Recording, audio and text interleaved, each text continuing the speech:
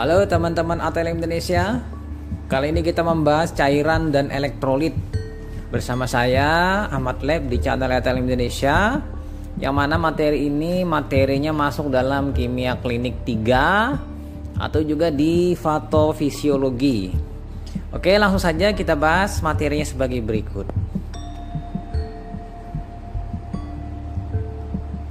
Kompartemen cairan. Seluruh cairan tubuh didistribusikan di antara dua kompartemen utama, yaitu cairan intraseluler atau CIS. Yang kedua cairan ekstraseluler atau CES.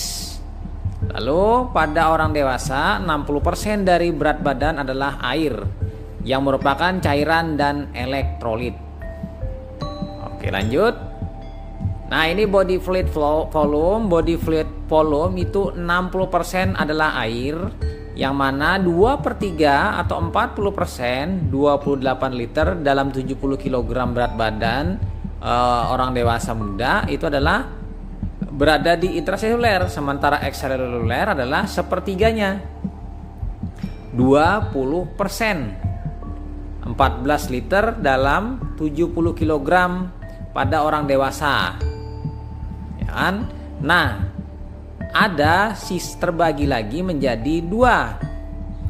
Interstisial 15%, yaitu 10,5 liter pada orang yang orang dewasa 70 kg, dan sebagai plasma 5%, yaitu 3,5 liter pada orang dewasa dengan berat badan 70 kg. Nah, lalu sisanya transseluler, yaitu 1-3% berada sebagai transseluler. Misalnya cerebrospinal atau aqueous humor. Nah, ini kita pindah lagi teman-teman.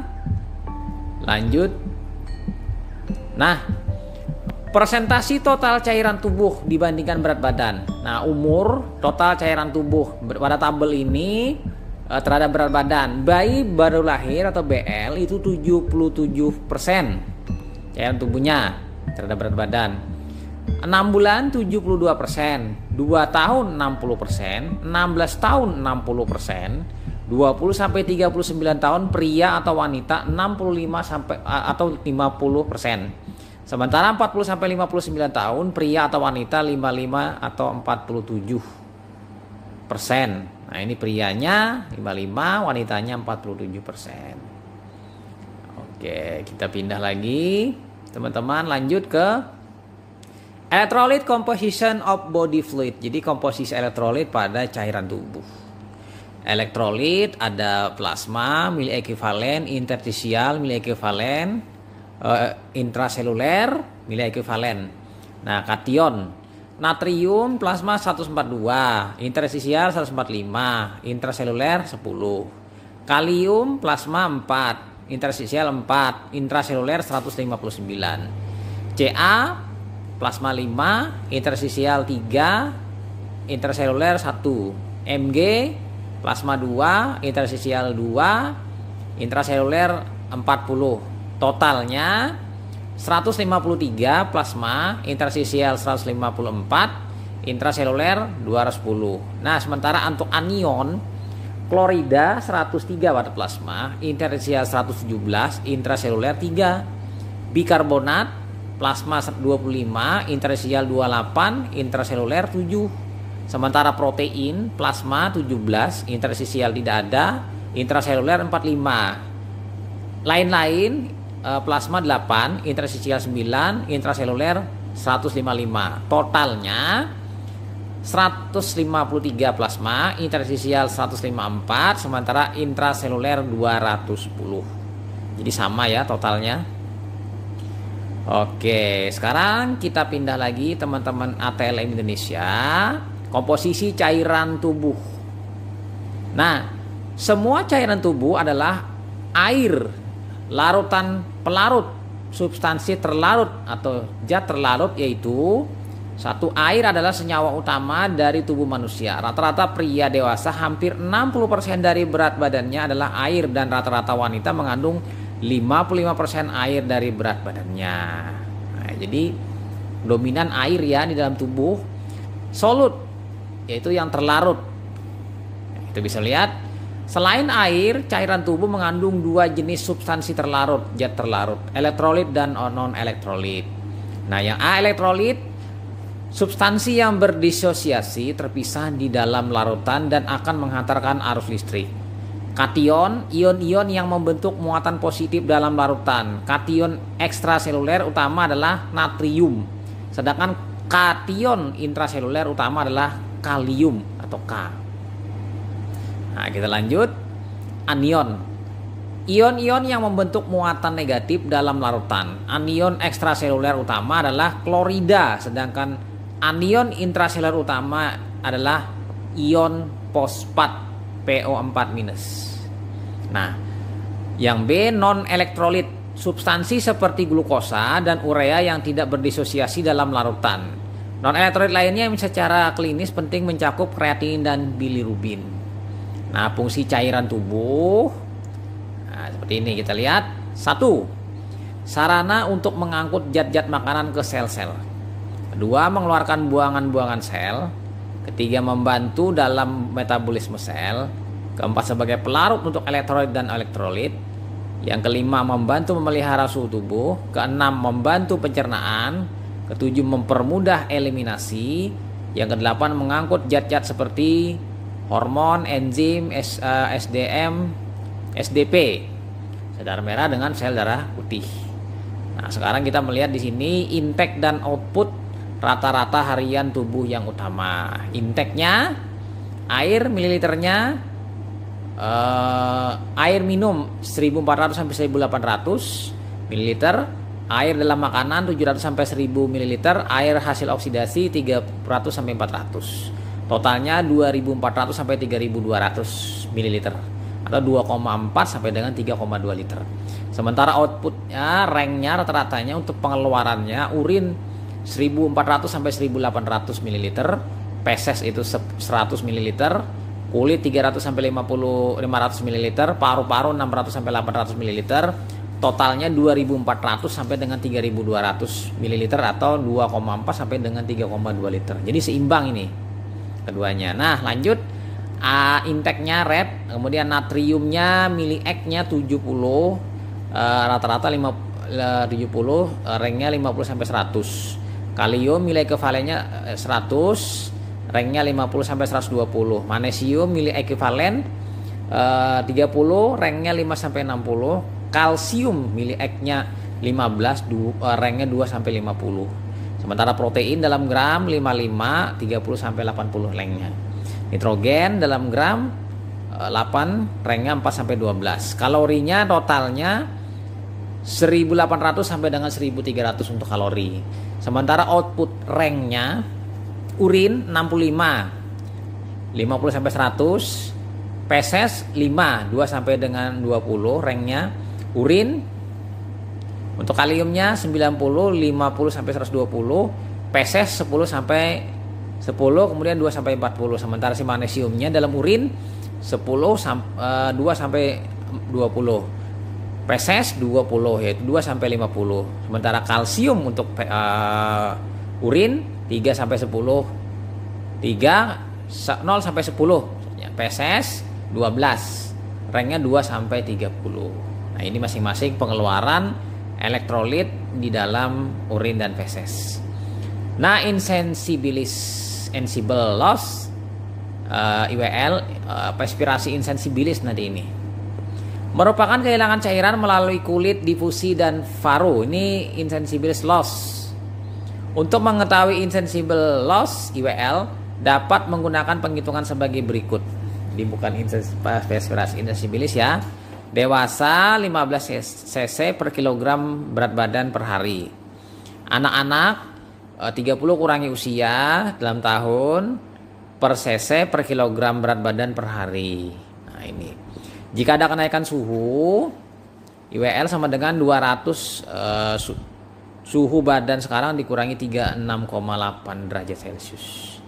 Nah, sementara faktor-faktor yang mempengaruhi kebutuhan cairan dan elektrolit kita bisa melihat di sini adalah usia, kemudian jenis kelamin, yang ketiga sel-sel lemak, keempat stres, kelima sakit, keenam temperatur lingkungan, ketujuh diet.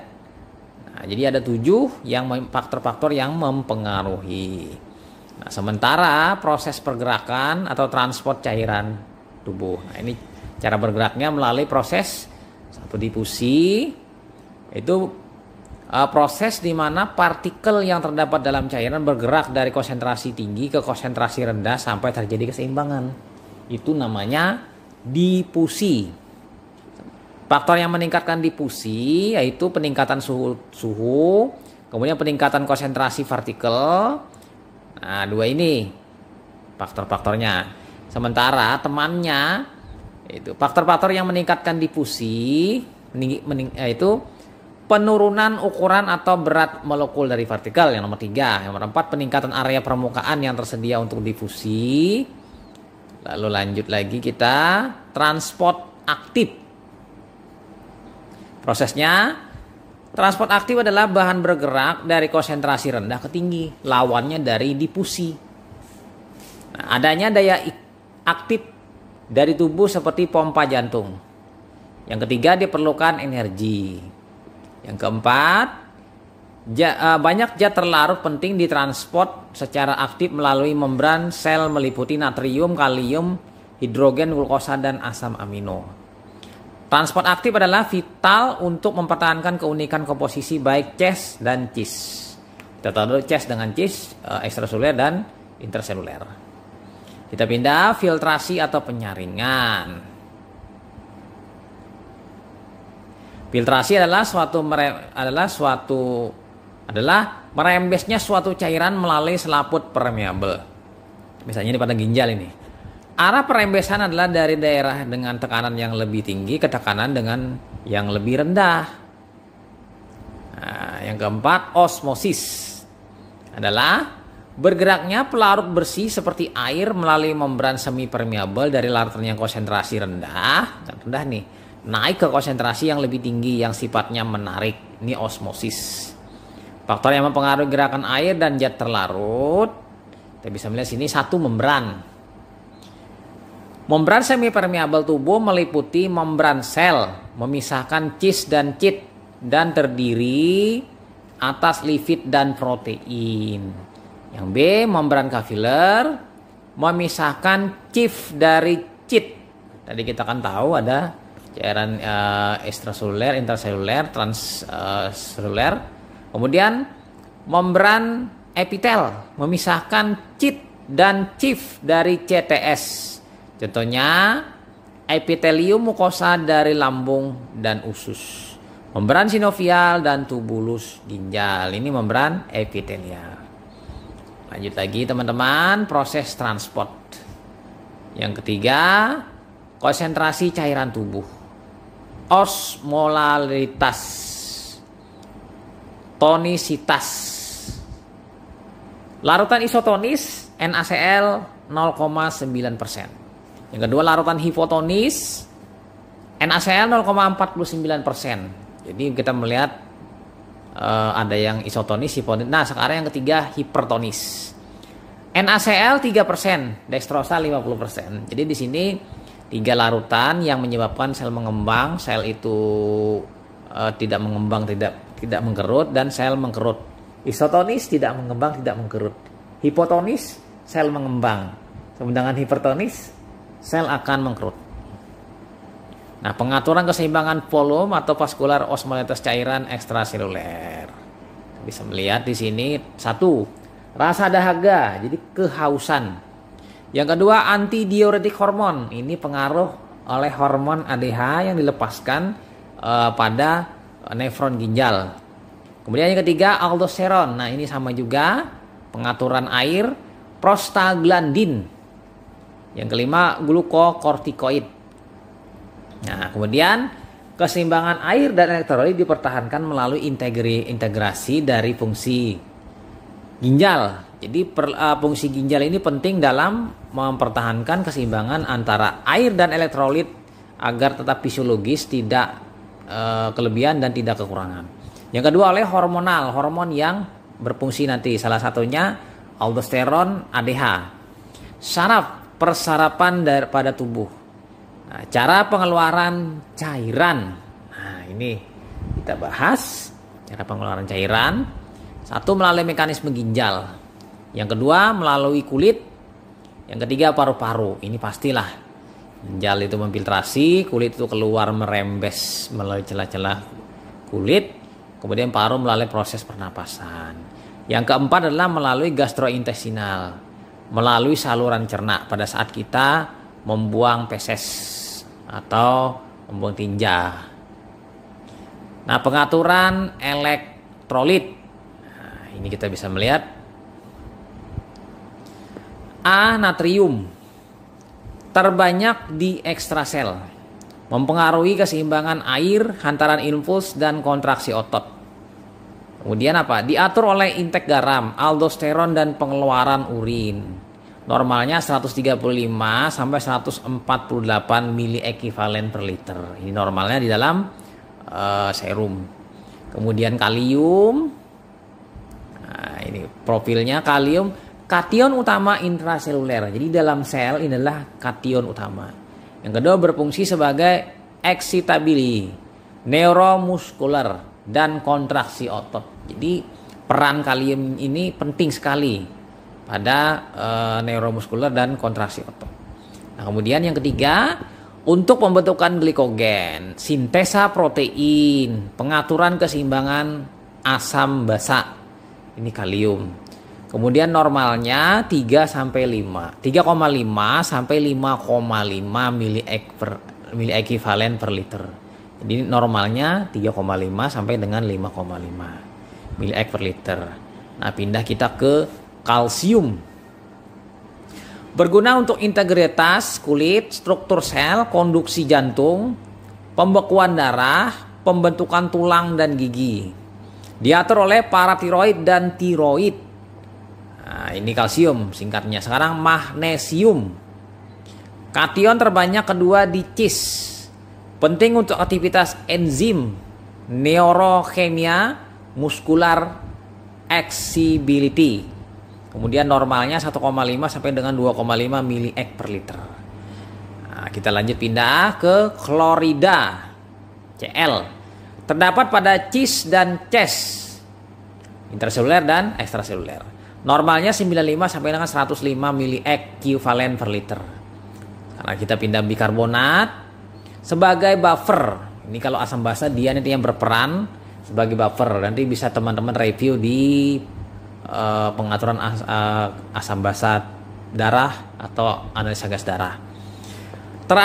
Terdapat pada cis dan cis dan ces. Maaf.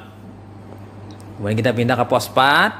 Anion buffer pada cis dan ces. Fungsi untuk meningkatkan kegiatan neuromuskular, metabolisme karbohidrat, pengatur asam basa, ya fosfat lah. Kan fosfat ini ATP, ADP, AMP, kemudian juga untuk pengaturan asam basa. Jadi dengan cepat buffer fosfat yang digunakan. Nah, kita masalah keseimbangan cairan dan elektrolit. 1. Hipovolemik. Hipovolemik adalah suatu kondisi akibat kekurangan cairan volume cairan ekstraseluler atau CES. Hipovolemik adalah penipisan volume cairan ekstraseluler atau CES. Kemudian hipovolemik adalah kekurangan cairan di dalam bagian-bagian ekstraseluler. Nah, kita pindah penyebabnya, penurunan masukan. Yang kedua, kehilangan cairan yang abnormal melalui kulit, gastrointestinal, ginjal abnormal, dan lain-lain. Kemudian yang ketiga, perdarahan. Nah, tanda-tanda gejala klinis: pusing, kelemahan, keletihan. Sinkop, anoreksia, mual, muntah, haus, kekacauan mental, konstipasi, dan oliguri. Tanda-tandanya HR meningkat, suhu meningkat, turgor kulit menurun, lidah kering, mukosa mulut kering, mata cekung. Nah, ini tanda-tandanya. Indikator penurunan berat badan, kita bisa melihat di sini penurunan berat badan akut, keparahan defisit. 2-5% berat badan menurun itu keparahan defisitnya ringan. 5-10% itu sedang, sementara 10-15% itu keparaan defisitnya berat, 15-20% keparaan defisitnya fatal. Nah, lanjut kita pindah ke perubahan pada hipovolemia. Hipovolemia ringan adalah anoreksia pertama, kemudian keletihan, ketiga kelemahan, keempat lanjut lagi ke hipovolemia ringan, yaitu hipotensi ortostatik, takikardia,